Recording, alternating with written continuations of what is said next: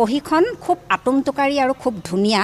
আমি তেতিয়া চাওঁতে আমাৰ এটা ইমপ্ৰেছন গঢ় লৈ উঠিছিলে যে এওঁৰ এটা উজ্জ্বল ভৱিষ্যত আছে আমি তেতিয়াই এইটো আমি ষ্টেণ্ড কৰাটোতো আমি ভাবিছিলোঁৱে আৰু আনকি এতিয়া বহাই কোৱা হ'ব তেওঁৰ বহিখন খুব ধুনীয়াকৈ লিখাৰ কাৰণে আমাৰ এনেকুৱা লাগিছিলে যে তেওঁ হয়তো 100কৈও বেছি নম্বৰ তেওঁ মানে পাবলগীয়াকৈ তেওঁ লিখিছে আৰু হায়াৰ ছেকেণ্ডেৰী লেভেলত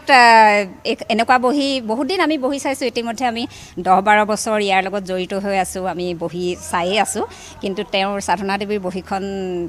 মানে গোটেই বহি চোৱাৰ ভিতৰত যথেষ্ট ভাল আৰু তেওঁ আমি সেই উমান আগতেই পাইছিলোঁ সাধনা দেৱীৰ উত্তৰ বহিতে ফুটি উঠিছিল তেওঁৰ অধ্যয়ন তেওঁৰ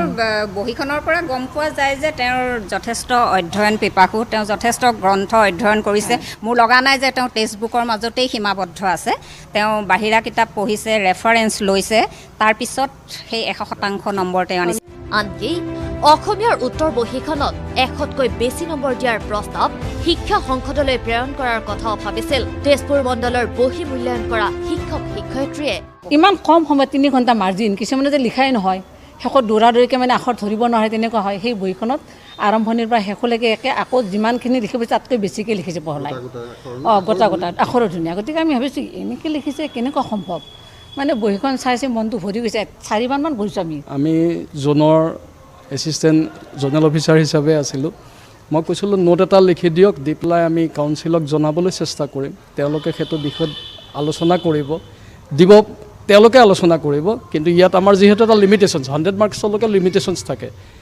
নিশ্চয় একচুৱেলি আমি শিক্ষক হ'লেও বা আমি এই বৃত্তিটোৰ লগত ইতিমধ্যে দীঘলীয়া সময় জড়িত হৈ থাকিলেও কেতিয়াবা আমি ছাত্ৰ ছাত্ৰীৰ পৰাও বহুত শিকিব লগা থাকে গতিকে এতিয়া তাৰমানে সেই বহি